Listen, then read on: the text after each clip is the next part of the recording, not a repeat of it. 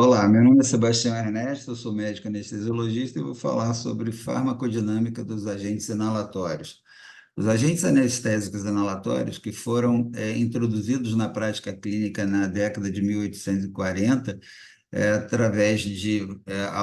sucessivas demonstrações e utilizações de drogas como o óxido nitroso e o éter,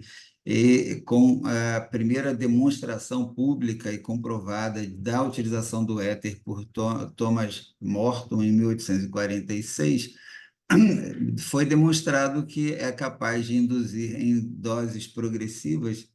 o surgimento de amnésia, com doses maiores que a necessária para a amnésia, pode-se conseguir a inconsciência do paciente,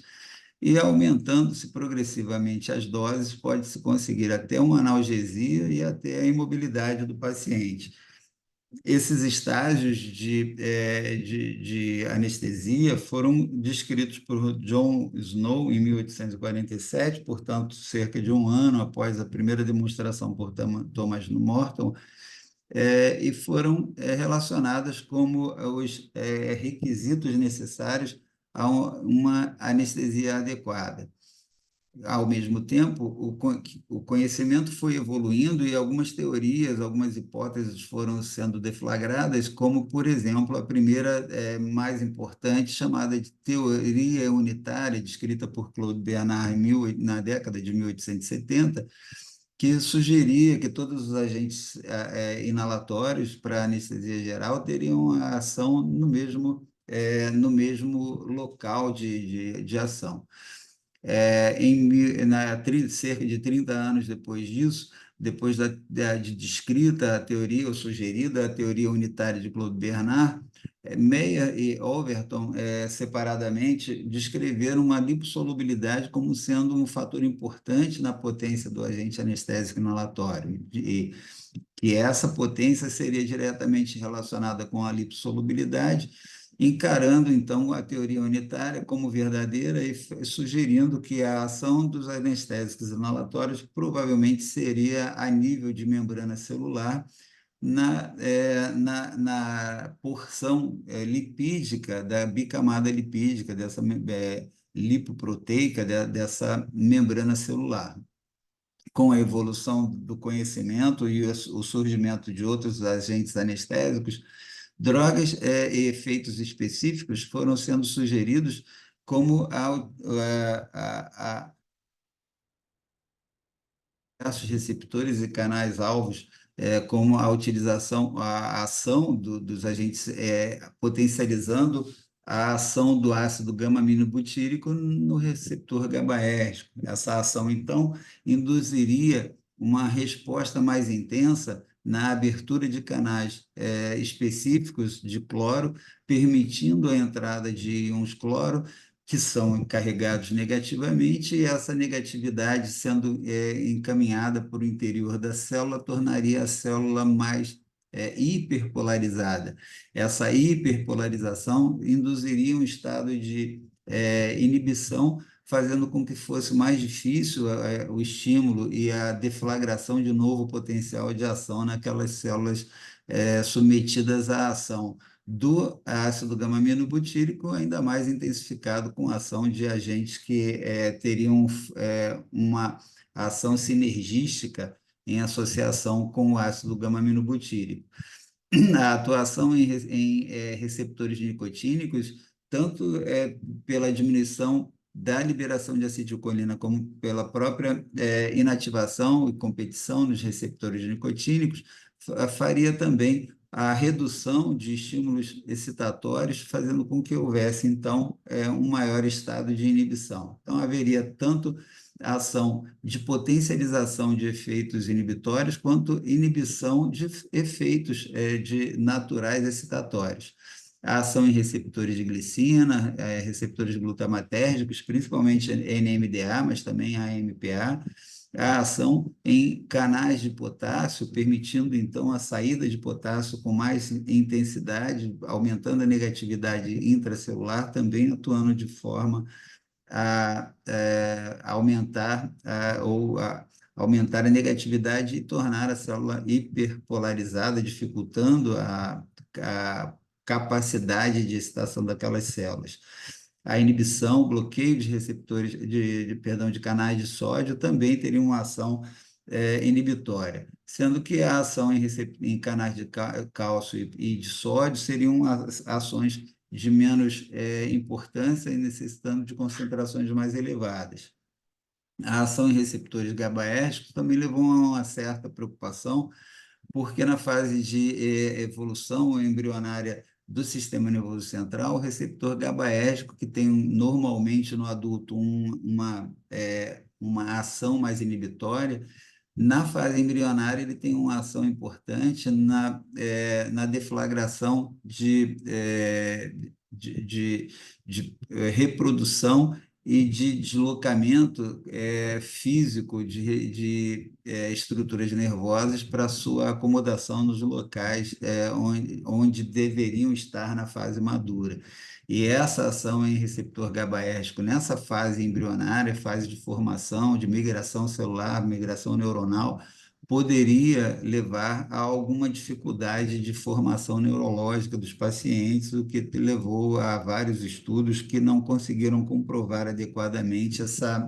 esse prejuízo potencial causado pela ação de agentes bloqueadores, ou, perdão, agentes bloqueadores dos receptores GABAérgicos, na verdade, na ação excitatória dessa fase embrionária. Esses receptores GABAérgicos que têm importância não só nas sinapses, mas também têm uma ação extrasináptica importante nesse papel ontogênico de formação, de migração celular, neuronal, que leva à preocupação por alguns autores. Receptores e canais-alvos são afetados pelos agentes inalatórios e têm a sua ação não só em sinapses excitatórias, mas também em sinapses inibitórias, e agem tanto em células pré quanto células pós-sinápticas. Então, tem a ação em canais de sódio, diminuindo a condução de potencial de ação, diminuindo a chegada de potencial de ação na membrana pré-sináptica, que a gente sabe que é de grande importância. É quando chega o potencial de ação na membrana pré-sináptica que ocorre a entrada dos íons cálcio, que vão deflagrar uma reação enzimática em cadeia, que vai, por última instância, trazer a aproximação de vesículas sinápticas que se acoplam ali na membrana pré-sináptica e liberam seu conteúdo na fenda sináptica. Então, ocorre diminuição desse potencial de ação, com isso diminui a entrada de cálcio na célula, diminui a liberação de neurotransmissor, mas também diminui a resposta de neurotransmissores excitatórios, de receptores excitatórios pós-sinápticos, como os receptores NMDA e AMPA. Então, tem a ação tanto pré quanto pós-sináptica, e tem a ação tanto em sinapses inibitórias, aumentando a resposta dos receptores GABAérgicos nessas sinapses inibitórias, mas também diminuindo a resposta excitatória de receptores GABAérgicos, glutamatérgicos. Então, aqui de novo nesse diapositivo, a demonstração de que nas sinapses inibitórias ocorre aumento da resposta dos receptores GABAérgicos à ação do ácido gama-aminobutírico, pela potencialização dessa resposta causada pelos agentes voláteis. Mas também ocorre aumento da condutância ao íon potássio, que sai da célula com mais facilidade, tornando o interior mais negativo. Também diminui a entrada de íon sódio, também aumenta a dificuldade de ativação de receptores NMDA pela ação desses agentes voláteis. A descrição do efeito a nível de sistema nervoso central foi feita primariamente por John Snow em 1847, portanto, um ano depois da primeira demonstração de Thomas Morton, e ele entendeu que ocorre uma evolução desses estágios de anestesia, iniciando pela amnésia, e com uma dose menor, à medida que a dose, a concentração alveolar e a concentração em órgão-alvo vai aumentando, de amnésia a gente passa a conseguir a inconsciência e até a imobilidade em doses mais elevadas. Essa imobilidade, quando conseguida, sugere-se que já tenha sido conseguido também a inconsciência. E essas duas variáveis aqui, esses dois efeitos relacionados a nível de consciência e amnésia, têm uma atuação do agente volátil como causador, mas a nível suprassegmentar. Então, são respostas que acontecem pela diminuição da ascensão de estímulos nociceptivos, táteis, ou seja, a aferência está reduzida ali, diminuindo a estimulação cerebral e também aumentando o efeito do agente inalatório em regiões corticais e subcorticais. Então, a nível suprassegmentar é que se consegue, através da ação dos agentes voláteis, a amnésia e inconsciência, enquanto a imobilidade e principalmente a analgesia são conseguidas principalmente a nível medular. Então, quando se consegue normalmente a imobilidade, que vai gerar o conceito de Kahn, que vai ser discutido posteriormente, a gente já conseguiu a amnésia e a consciência, porque a imobilidade ela necessita uma concentração mais elevada do agente anestésico. A utilização do agente anestésico leva à diminuição de taxa metabólica cerebral. Isso acontece tanto com os agentes venosos quanto os inalatórios, com exceção do óxido nitroso em relação aos inalatórios e a ketamina em relação aos venosos. Toda vez que ocorre diminuição da taxa metabólica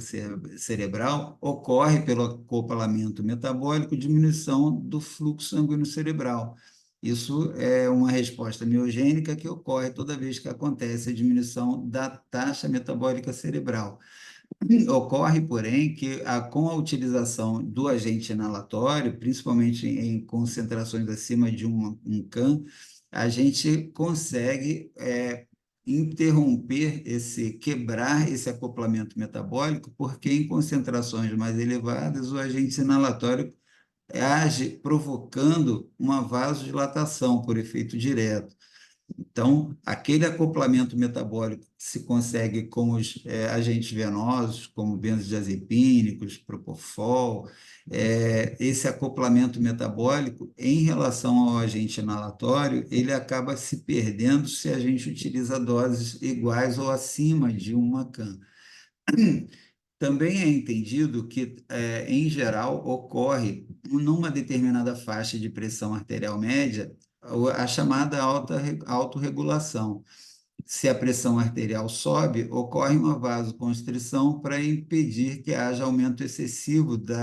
do fluxo sanguíneo cerebral. E se a pressão é reduzida, dentro dessa faixa de segurança de autorregulação, ocorre vasodilatação para que não haja prejuízo do fluxo sanguíneo cerebral. Então, nessa faixa de autorregulação, o fluxo sanguíneo ele é mantido, mas ele vai responder de forma diferente se você apresenta ou utiliza o agente inalatório pela vasodilatação que socorre. Então, em altas, quanto maior a dose do agente inalatório, menor é a capacidade de autorregulação do paciente pela vasodilatação que vai ocorrer devido à ação direta nos vasos sanguíneos com vasodilatação cerebral. Importante também lembrar que essa faixa de autorregulação ela pode estar um pouquinho acima, essa curva pode estar desviada para a direita em pacientes que são hipertensos crônicos, idosos, arterioscleróticos, porque ocorre uma acomodação para níveis superiores. Então, muitas vezes, o que é de 50 a 150 num paciente jovem, sem patologia, pode estar um pouco mais para 75, 80, como o lado inferior, e o lado superior também atingindo valores mais elevados. Mas a autorregulação é extremamente importante para a manutenção da pressão intracraniana, que a gente sabe que a calota craniana, a caixa craniana é uma caixa óssea que não tem, ela não é distensível, então se você aumenta o fluxo sanguíneo cerebral, você vai aumentar a pressão intracraniana também. Lembrando também a importância da pressão de perfusão cerebral, que é a diferença entre a pressão arterial média e a pressão intracraniana. Então, você não pode baixar muito a pressão arterial média por conta do risco de diminuir a pressão de perfusão cerebral, e também não pode aumentar muito a pressão intracraniana, porque isso também vai atrapalhar a pressão de perfusão cerebral. Em geral, ocorre uma resposta à flutuação do CO2 arterial, que vai fazer com que haja um aumento do fluxo sanguíneo toda vez que você tiver uma hipercapnia, e se o paciente se apresentar em hipocapnia, isso gera uma vasoconstrição. O CO2 também é capaz de fazer a curva de autorregulação desviar para a direita ou para a esquerda, de acordo com os valores apresentados. É importante que se evite hipercapnia, porque a hipercapnia aumenta o fluxo sanguíneo cerebral e pode levar a edema cerebral em algumas situações, e a hipocapnia também, pela vasoconstrição que pode causar, pode levar a efeitos deletérios, principalmente em pacientes neurocirúrgicos que eventualmente apresentem alteração microcirculatória em torno de lesões tumorais ou outras, e assim,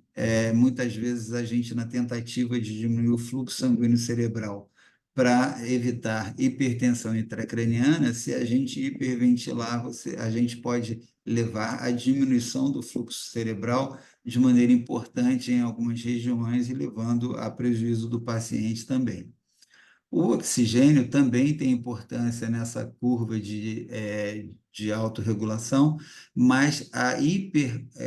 hiperóxia normalmente não causa problemas. A hipóxia é que pode levar à vasodilatação e aumento do fluxo sanguíneo cerebral também. Então, o fluxo sanguíneo cerebral é igual a diferença entre pressão arterial média menos pressão da veia jugular, dividida pela resistência vascular cerebral. Então, isso aqui vai dar o resultado do fluxo sanguíneo cerebral. Em relação à pressão de perfusão cerebral, ela é igual à pressão arterial média menos a pressão intracraniana, como foi mencionado anteriormente. Em relação à autorregulação, então é importante lembrar que existem fatores miogênicos que vão responder diretamente e rapidamente a alterações de pressão arterial, alteração metabólica e outras. Existe o fator neurogênico, que vai ter um papel importante, mais na macro do que na microcirculação. Os fatores endoteliais, que podem levar à alteração também de vasomotricidade, devido à ação do óxido nítrico e da endotelina, e os fatores metabólicos, como foi mencionado anteriormente, que podem, por aumento de prótons, de CO2, de radicais ácidos, aumentar a vasodilatação e aumentar o fluxo sanguíneo cerebral no hipermetabolismo, e no hipometabolismo vai haver um fator protetor com diminuição do fluxo sanguíneo cerebral, não como fator deletério, mas como resposta à diminuição da necessidade fisiológica, mantendo-se assim o acoplamento metabólico. Nesse outro diapositivo, importante a observação, como foi mencionado em relação à pressão de oxigênio, a pressão parcial de oxigênio, a hiperóxia não leva à alteração dessa curva de autorregulação, mas a hipóxia pode levar à elevação do fluxo sanguíneo cerebral. E a resposta ao CO2 arterial, que vai fazer com que haja diminuição da circulação cerebral com a hiperóxia e redução com a hipercarbia levando a aumento do fluxo sanguíneo cerebral e a hipocapnia levando à vasoconstrição com redução do fluxo sanguíneo cerebral, mas isso deve ser tratado com muito cuidado. A gente volta a falar que hoje, diferente do que se acreditava no passado, a hiperventilação pode ser deletéria em paciente neurocirúrgico, é preciso ter muito cuidado com isso. De novo, faixas de autorregulação que podem ser alteradas de maneira crônica em pacientes idosos, pacientes hipertensos crônicos, pacientes arterioscleróticos, e a curva pode ser desviada para a direita, mas que os agentes inalatórios normalmente têm uma ação de vasodilatação quando utilizados em concentrações mais elevadas, e essa curva de dissociação acaba ficando desviada mais para a esquerda do que para a direita. Novamente, aqui apresentamos os fatores que podem alterar a microcirculação cerebral e a importância dos agentes inalatórios que podem levar a essa vasodilatação, aumentando o fluxo sanguíneo cerebral. Em pacientes com trauma craniano, essa pressão de perfusão cerebral pode ser